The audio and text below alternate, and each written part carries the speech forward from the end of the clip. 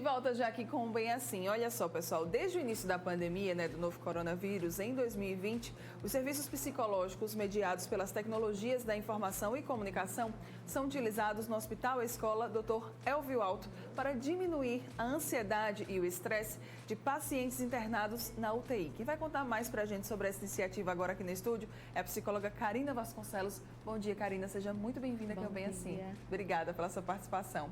Vamos falar então um pouquinho sobre essa iniciativa. Explica pra gente por que isso veio à tona, e vocês sentiram essa necessidade a partir da pandemia? Tá.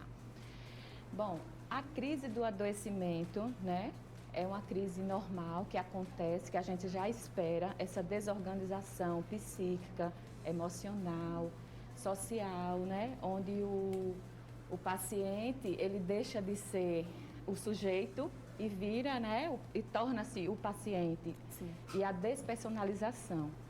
Com isso, a pandemia ela veio agravar mais ainda com a falta de acesso dos familiares, nas visitas diárias. Porque as visitas passaram a ser mais restritas, Restritas e suspensas.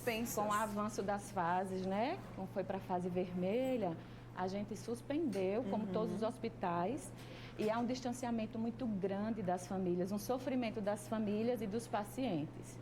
Considerando que o internamento na UTI já é um motivo de uma crise e de um processo de estresse por conta dos procedimentos invasivos, o uso de sedativos. Às vezes o paciente se agrava e a família não vê, só vê naquele primeiro momento que ele adoece. Sim. Esse processo de agravamento elas não têm acesso presencialmente e o próprio paciente não compreende o que aconteceu. Então, existem medidas não medicamentosas para minimizar essa questão dessa confusão, dessa crise aguda que dá, confusional. Sim. E também existe um fato importante onde a gente direciona utilizando as TICs, que é a questão do apoio social, que na literatura a gente encontra como uma estratégia eficaz, tanto para o estresse, e para esse enfrentamento do adoecimento. E aí, através das TICs, porque o Conselho Federal de Psicologia ele flexibilizou uma resolução de 2018, Sim. Em 2020, onde a gente pôde utilizar a TIC, a Tecnologia de Informação e Comunicação, nos nossos atendimentos. Então, para a gente foi um ganho muito grande para os profissionais e para os usuários e familiares. E aí, o que é que a gente começou a fazer com mais, intensificou mais essas atividades?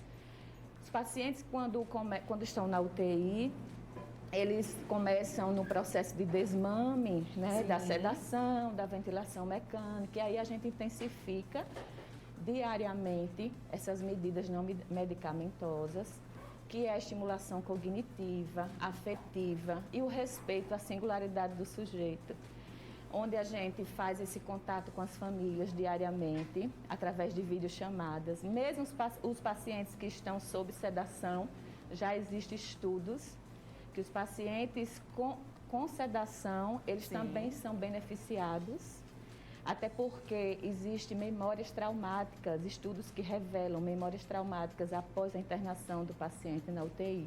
E mesmo eles sedados, sem ter essa capacidade de resposta, a gente estimula com áudios familiares. A gente pede às famílias para trazer fotos, mandar fotos do cotidiano do paciente, animais de estimação, atividades. Teve um paciente do interior que elas mandaram o pomar, onde eles colhiam as frutas, a árvore da frente da casa dele, onde ele ficava à tarde.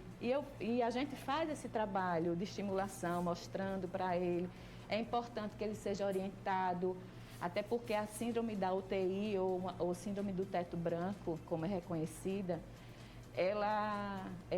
a gente valoriza muito a iluminação do ambiente, dizer o que aconteceu com ele, quantas vezes for necessário. Sim. Esse paciente mesmo, todos os dias eu dizia o que tinha acontecido, porque a memória dele só lembrava que ele estava no hospital do interior. Sim. Da cidade dele. Não lembrava que ele tinha sido transferido, Não, isso aí não, porque ele se agravou e foi entubado, já chegou entubado.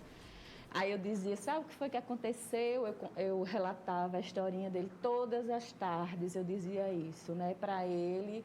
A equipe também é uma intervenção, Mara, multiprofissional. Tem que ter o apoio, né, das outras pessoas, dos outros profissionais que estão lá trabalhando também na UTI, né? Porque no protocolo de delírio existem maneiras, né, medidas do ambiente, como controlar o ciclo sono-vigília do paciente, ter maior informação possível daquele paciente, como é a rotina de sono dele. Eu já vi na literatura uma coisa bem interessante, de um paciente que não conseguia dormir, que ficava agitado, porque ele não dormia cobrindo os pés com o lençol. E a equipe não sabia e cobria. Não sabia disso, né? Então, a gente estimula com músicas que ele gosta, faz uma entrevista com a família dá todas essas informações. Com música que ele gosta. Inclusive, tem um paciente nosso que tem uma tatuagem com o refrão de uma música. Sim. E aí, eu achei interessante que uma técnica de enfermagem disse, Karina, olha, ele tem uma tatuagem que é uma música, vamos colocar essa música no horário do banho, dizer qual o procedimento que o paciente está fazendo. Conversar com ele, né? Interagir com esse paciente. Isso. E quais são os benefícios que vocês já têm notado através dessa iniciativa? A diminuição da agitação, né? Porque a gente entende que adulto aterrorizado precisa de segurança, não só criança, mas o adulto precisa de segurança. Quanto mais a equipe, né, mostrar isso para o paciente. Então, assim, a gente sempre orienta a equipe, a questão do ambiente, da luz, né? E isso tem tido um resultado dos pacientes diminuírem esse estado confusional. E isso auxilia na recuperação dele, né? Ok. Você falou do delírio, né? Sim. Quando o paciente ele permanece, pessoal, durante muito tempo internado numa UTI, com uso constante de sedativos, né? Ele pode ter o delírio, né? Vamos explicar o que seria?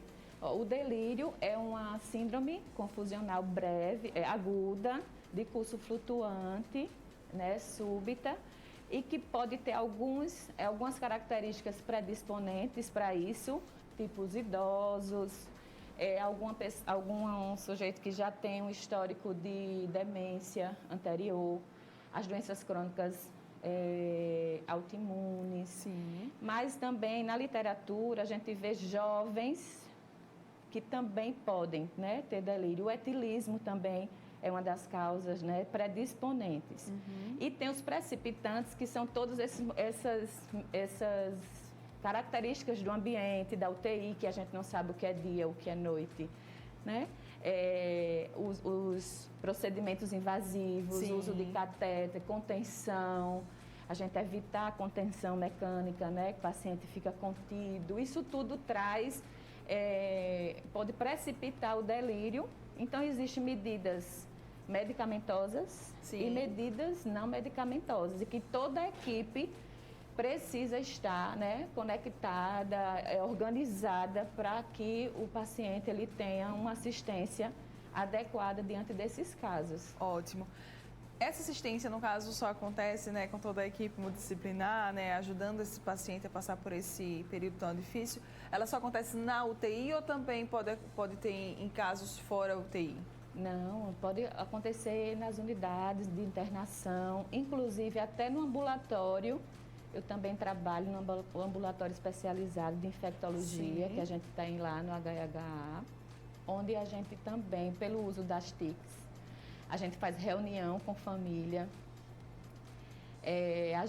para a família auxiliar no processo de recuperação do paciente, né? Nós trabalhamos com pacientes de doenças onde tem um estigma social muito grande. Sim. E que a gente precisa fortalecer esse vínculo social que ele tem, toda a rede de apoio, né? A família, o apoio emocional, para que eles possam realmente, porque como é uma doença crônica, né? Eles possam realmente passar por esse momento e se adaptar àquele diagnóstico permanente na vida dele. Então, as TICs, eu sou defensora das TICs, inclusive agora muito feliz porque foi aprovada uma lei na Câmara Federal. Sim. Da regulamentação das TICs, né? As videochamadas porque o paciente tem o direito dessa visita virtual todo dia, né, diariamente, e principalmente aqueles pacientes do interior. Sim. Que não tem, a família às vezes não pode vir todos os dias visitar. Então, as TICs vieram para ficar. Eu acho que a pandemia trouxe esse benefício, essa herança para a gente. E a gente espera que cada vez mais possamos aprimorar a nossa assistência, não só enquanto equipe de psicologia, mas a equipe de saúde toda para assistir de maneira mais adequada a todos os nossos usuários. Com certeza. Ajuda, principalmente o paciente, e é claro, também alivia o coração da família, né? Que muitas vezes fica tendo ali notícias daquele paciente apenas pelos profissionais da saúde, né? Por a equipe. Então, você conseguir acompanhar um pouquinho, né? Ali, algum período do dia, isso com certeza traz um alívio muito grande. Muito, a gente tem um resultado muito bom em relação a isso. As famílias dão um feedback muito positivo. Legal. Agradecem muito pela videochamada de 10 minutos que a gente faz. Sim. Né, para que veja o paciente. Eles precisam ver. Tem manifestações de carinho e de vínculo afetivo muito sólido das famílias com o paciente. E o paciente também é beneficiado com isso. Muito bem. Então, ó, serviços psicológicos mediados, né, pelas tecnologias da informação e comunicação já são a realidade aqui em Maceió, lá no Hospital Escola Dr. Elvio Alto, tá? Vamos deixar os contatos para quem quiser saber mais, quem quiser mais informações, como é que pode entrar em contato? Tá, tem o meu celular, né? Pode entrar em contato, né? Que é 98173-3147. Qualquer dúvida, a literatura que quiser para se aprofundar, a gente tem uma vasta literatura, né? É importante, eu digo que é importante, enquanto psicólogos, a gente está fundamentado, Sim. Né? Fundamentado na teoria, para que não seja só uma técnica em si, né? Que tem um fundamento teórico e principalmente terapêutico. Olha aí, tá vendo, gente? Tem ajudado muitas pessoas, está mostrando resultados. E é claro, né, a gente tem que falar, tem que difundir cada vez mais essa iniciativa. Obrigada, Karina, pela sua participação aqui. Adorei, muito bom saber disso. Ver o quanto que vocês, né, através aí das TICs, têm ajudado muitas e muitas famílias, com certeza. Eu que agradeço. Obrigada, viu? Bom dia para você. E ó, seguinte, vamos agora para um rápido intervalo comercial.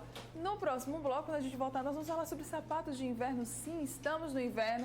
Tem tendência de sapato, você vai ficar por dentro já já.